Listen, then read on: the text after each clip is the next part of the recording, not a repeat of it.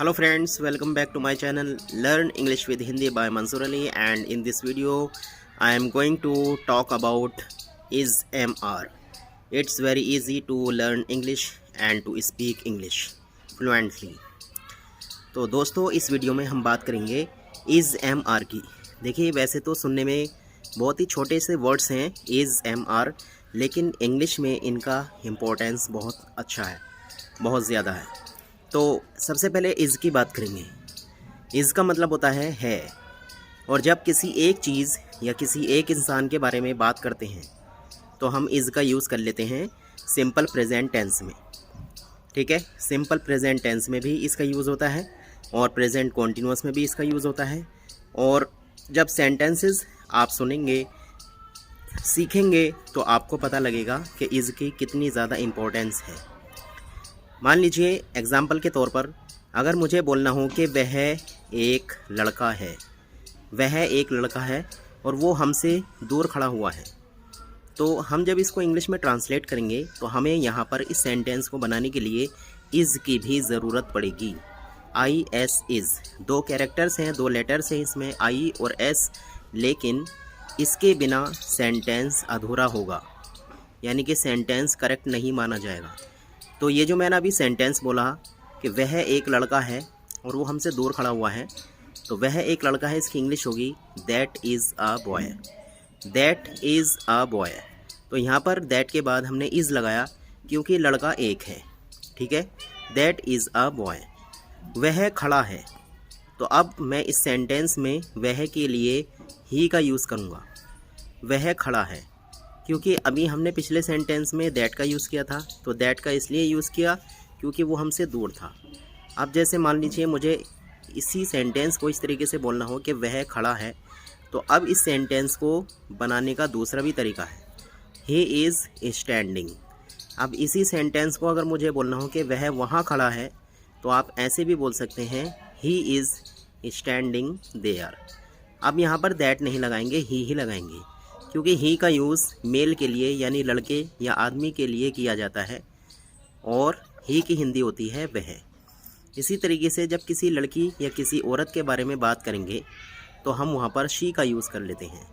जैसे मान लीजिए मुझे कहना हो वह एक लड़की है, अब दूर है मान लीजिए वो, और इशारा हो रहा है कि वह एक लड़की है, तो आप ऐसे बोलें that is a girl. That is a girl. अब मुझे अगर इसी सेंटेंस मतलब इसी लड़की के लिए कोई और बात बोलनी हो कि वह चाय पी रही है, तो इसको मैं अब दैट से नहीं बनाऊंगा, अब बनाऊंगा शी से। She is drinking tea. वह चाय पी रही है, शी इज़ ड्रिंकिंग टी। तो इस तरीके से दैट का और शी का और ही का मैंने आपको यूज़ बताया। और हम बात कर रहे थे इज़ की, तो इज़ का यूज़ और भी तरीक़ों से होता है। जैसे दिस के साथ भी आप इज़ का यूज़ कर सकते हैं। जैसे मान लीजिए कोई चीज़ है आपके पास में रखी है, वो मान लीजिए एक सेब रखा है और वो आपके पास में रखा है, और आप उसको हिंदी में तो ऐसे बोलेंगे कि यह एक सेब है, लेकिन जब इसकी इंग्लिश बनेगी तो हमें इस सेंटेंस को इंग्लिश में बनाने के लिए इज़ की हेल्प लेनी पड़ेगी। तो सेंटेंस बनेगा this is an apple. This is an apple. यह एक सेब है। यह एक बुक है, यानी कि यह एक किताब है, तो आप इसको भी ऐसे ही बनाएंगे, दिस इज़ अ बुक। यह एक कहानी की किताब है, तो इसको बोलेंगे this is a story book. This is a story book. तो फ्रेंड्स, यहाँ पर मैंने आपको बताया इज़ का यूज़। और भी सेंटेंसेस होते हैं इज़ वाले, बहुत सारे सेंटेंसेस होते हैं। जैसे मुझे अगर बोलना हो कि बारिश हो रही है, तो इसको बोलूँगा it is raining. It is raining. अब यहाँ पर भी देख लीजिए इज़ का यूज़ किया गया। तो प्रेजेंट कॉन्टिन्यूअस के जो सेंटेंसेस होते हैं जिसमें हम इज़ एम आर और उसके साथ आई एन जी वाली वर्ब का यूज़ करते हैं, तो यहाँ पर भी हम इनका यूज़ करते हैं, यानी इज़ एम आर का। जैसे वह क्रिकेट खेल रहा है, वह किसी आदमी या लड़के के बारे में बात हो रही है, क्योंकि खेल रहा है ऐसा बोला गया। वह क्रिकेट खेल रहा है, तो इसको बताएंगे इस तरीके से, he is playing cricket. He is playing cricket. वह दौड़ रहा है, तो इसको बनाएंगे ही इज़ रनिंग। वह अंग्रेज़ी सीख रहा है, ही इज़ लर्निंग इंग्लिश। अब मान लीजिए हमें यूज़ करना हो एम का, ए और एम दो लेटर्स से, दो कैरेक्टर से मिल कर के ये वर्ड बना है एम, और इसकी हिंदी होती है हूँ। तो जैसे मान लीजिए आपको बताना हो कि मैं एक टीचर हूँ, तो आप इसको बनाएंगे आई एम अ टीचर। मैं एक डॉक्टर हूँ, आई एम अ डॉक्टर। मैं एक इंजीनियर हूँ, आई एम एन इंजीनियर। अब इंजीनियर से पहले एन का यूज़ किया गया क्योंकि इंजीनियर जो है वो ई से स्टार्ट है और ई वोवल होता है, और जब कोई नाउन वोवल से स्टार्ट होता है तो उससे पहले एन का यूज़ किया करते हैं, यानी ए एन का। तो सेंटेंस बनेगा I am an engineer, I am a teacher, I am a doctor, I am a student. अब ये तो हुआ सिंपल प्रेजेंट में एम का यूज़, लेकिन जब आप प्रेजेंट कॉन्टिन्यूअस की बात करेंगे तो एम के बाद इज़ एम आर जो होता, सॉरी, एम के बाद आपको आई एन जी वाली वर्ब का यूज़ करना होगा। जैसे मैं बैठा हूँ, आई एम सिटिंग। मैं जा रहा हूँ, आई एम गोइंग। अब इसमें रहा, रही, रहे की बात हो रही है, तो इसलिए आपको एम के बाद आई एन जी वाली वर्ब का यूज़ करना होगा। आई एम गोइंग यानी कि मैं जा रहा हूँ, आई एम सिटिंग मैं बैठा हूँ, आई एम प्लेइंग क्रिकेट मैं क्रिकेट खेल रहा हूँ, आई एम टीचिंग मैं पढ़ा रहा हूँ, I am giving you money मैं आपको पैसे दे रहा हूँ, आई एम हेल्पिंग हिम मैं उसकी मदद कर रहा हूँ। तो इस तरीके से एम का यूज़ करते हैं हम सिंपल प्रेजेंट में और प्रेजेंट कॉन्टिन्यूअस के सेंटेंसेस में। ठीक है, ये हुआ एम का यूज़। अब बात करते हैं आर की। तो आर का यूज़ हम ज़्यादा के साथ करते हैं, यानी ज़्यादा चीज़ें हों या ज़्यादा इंसान यानी लोग हों या कोई भी हो, अगर ज़्यादा की बात हो रही है तो और सिंपल प्रेजेंट का सेंटेंस हो या प्रेजेंट कॉन्टिन्यूअस का सेंटेंस हो तो आप आर का यूज़ करेंगे।